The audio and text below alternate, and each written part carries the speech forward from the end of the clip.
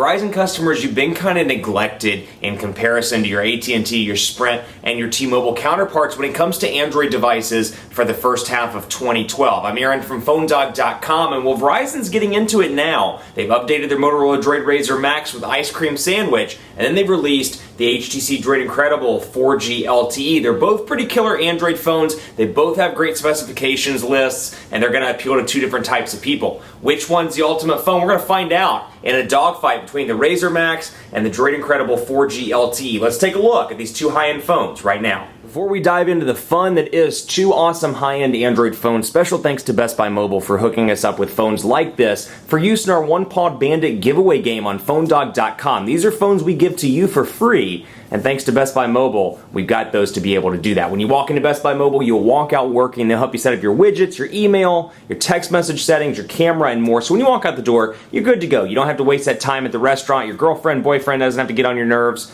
because they're busy. You know, they're setting up their settings. At Best Buy Mobile, you'll walk out working and they won't bother you like that. Let's take a look at these devices. You know, when you look at Verizon's smartphone lineup in comparison to AT&T's, T-Mobile's, or Sprint, at least for the first half of 2012, it seems like Verizon's been skipping some of the hot handsets. You know, we saw the One X come out. We saw the One S come out. We saw the Galaxy S3, which fortunately they are getting their Galaxy S3, and it should be in stores actually tomorrow, Thursday the 12th, so hopefully we'll see that. But you know, it kind of skipped out on a lot of the HTC stuff, a lot of the other high-end devices from Motorola, and people are kind of wondering what's going on. If you like Android, you're going to want to go with something that's high-end and that's awesome and that's, you know, market-shattering and that's cool. And if you're a Verizon customer, you do it for the service, you do it for the 4G LTE, you do it for whatever.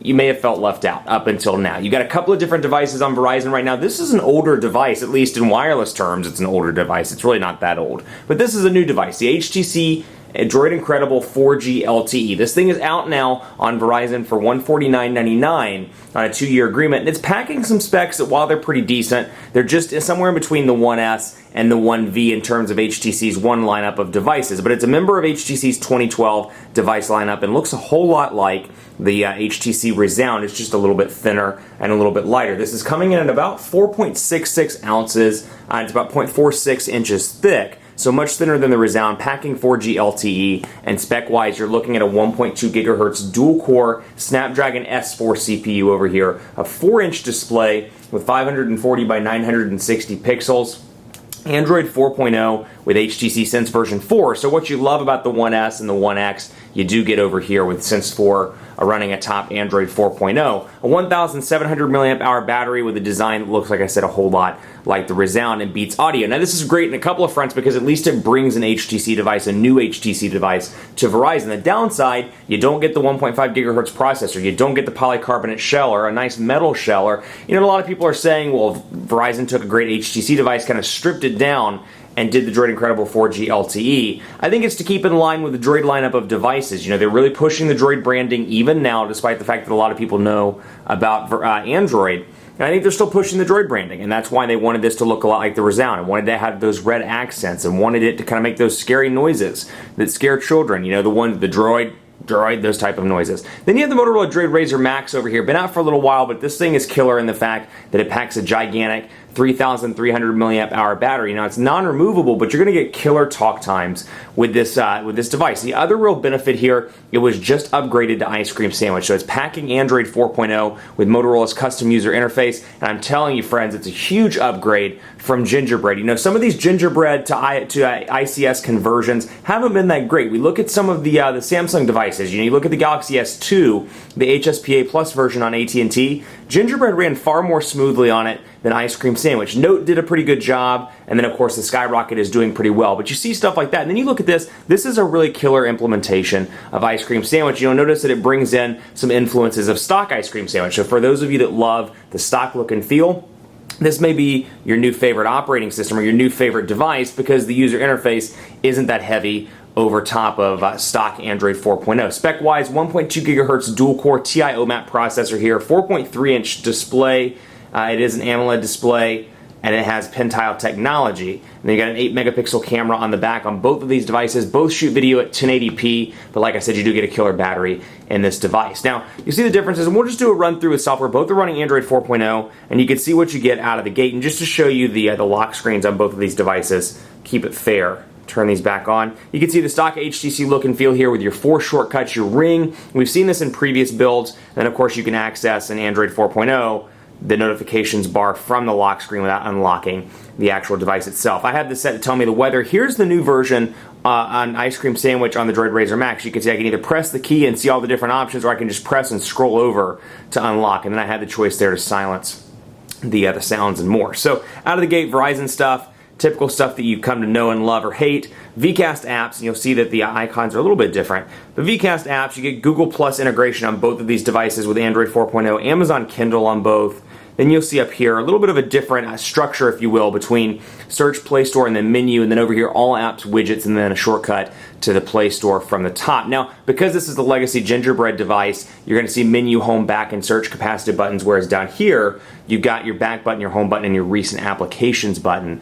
Pretty similar to, and pretty easy to access that from the Droid RAZR MAXX. As you can see right here, all I have to do is access and then just swipe over to remove. But still, you've got a standalone button right here where you can easily access it from the Droid Incredible 4G LTE. But back to what I was saying about Verizon applications. We'll scroll over VZ Navigator, Verizon Video, VCast Tones, My Verizon Mobile, Slingbox, Real Racing 2, a lot of different stuff, or bloatware depending on how you want to call it. But here you can easily access your Verizon stuff. And let's see Real Racing 2. I want to see, I don't think I can uninstall Real Racing 2. Then over here you have easy access to your widgets. Now HTC sets this up a little bit differently. Again, very similar to a stock Ice Cream Sandwich over here with how it scrolls between your apps and your widgets. And I can scroll back and forth between widgets and scroll right back to the app. So very, very identical, or almost identical to Ice Cream Sandwich, the stock build, and then of course Jelly Bean, the stock build as well. Over here, a little bit different. You just press and hold the home screen. You have 7 home screens on both of these devices, or excuse me, over here, 5 home screens on the Droid RAZR MAXX. And again, very similar look and feel to stock. Over here, 7 home screens. I can scroll back and forth between them, and I can choose my widgets. I think HTC's done a killer job implementing this because you got a nice choice with your widget selection. So let's say, I know I want a clock, and since HTC, well, let's do calendar. I know I want a calendar. I can choose between the stock Android stuff or the HTC stuff. I can drag it to an open home screen. Oh, there's one. Drag it right in here and place it down on the screen and easily see it from there. So I can go in here and let's say that calendar is too big. Thanks to Sense 4, I can customize even the HTC widgets now and make them their own. Over here, Motorola's always had that capability. You have, of course, your stock widgets, and I just did it like I was working on an HTC device. But again, scroll over to widgets. The downside is they're not organized very well, or as well, I should say, as Sense version 4. So you have to scroll through. So it's like if you want calendar, you have to scroll over to see and then place the calendar down from there. But again, some Motorola influences here. You'll see the colors for this calendar widget, a little bit different, and of course, like I said, they are customizable, so you can make them your own, which is always a really nice thing. And then the stock Ice Cream Sandwich widgets are customizable as well. 5 home screens over here. Let's take a look at text messaging just to show you the interface differences on both of these devices. And let me compose, forgive me. Wanted to make sure there wasn't a personal message in there. You never know. I use these for personal use, just testing them out sometimes, and I always forget to delete those sometimes when I go into video. But you can see search, compose, menu, all messages here. Then I can organize by SMS and MMS and visual voicemail. Now, visual voicemail on Verizon is an additional $2.99 per month. It is an additional service, so keep that in mind. So we'll come over here and we'll talk a little bit about the keyboard. It comes with stock Sense keyboard here. It does not come with the Android keyboard out of the gate, the ICS keyboard. You can, of course, download third-party keyboards from the Android market, but it does not come with anything other than Sense out of the gate. So keep that in mind. And you can see that Wi-Fi indicator stays up at top. Now, 4-inch display here, borderline for a lot of people, and I think a lot of it depends on the ergonomics of the device. But I can say I've had some trouble typing. I've gotten kind of used to it. The Quick Brown Fox is at the office and wants coffee. Quick Brown Fox is at the office and wants coffee. Of course, you can use voice dictation. Of course, you can use voice dictation as well,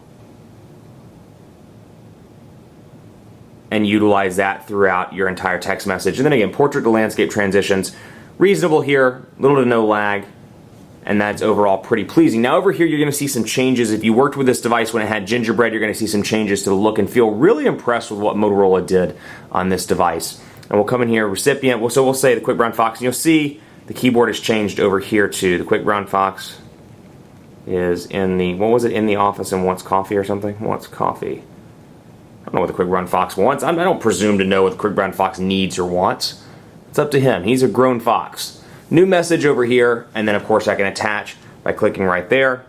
and then I can add it when I have valid recipients. I can add from there. So I'll show you a draft just to show you what they look like. Again, very, very stock ICS look and feel with the previews over here, and then I click on that, and that contact does not exist. I don't have them saved in there, but I can easily dial from here and go back that way. So the implementation, very nice over here. Let's take a look at the browser. Both of these devices are 4G LTE devices. So we're gonna load up phonedog.com. We'll load up PhoneDog over here as well. And it's loading up on both. How easy. Take a look at our new site as well, optimized for mobile now, phonedog.com. You can see the 1V unboxing I did earlier in the day, loading up, and then again, new ice cream sandwich look and feel. Take a look at the signal strength indicator bar up there, and then your battery life meter, also as well as the time. But again, pinch to zoom, relatively responsive on this device. Always been decent, but I see a minor bump as a result of ice cream sandwich. Over here, responsive as well, with little to no lag. That I can go up to the top and then hit my tabs. And I can see new tabs here as well. Actually, I take that back. The tabs are up here. And because it's ice cream sandwich, and again, a very stock implementation, you can see the tabs here very similar to what you would see on something like the Galaxy Nexus.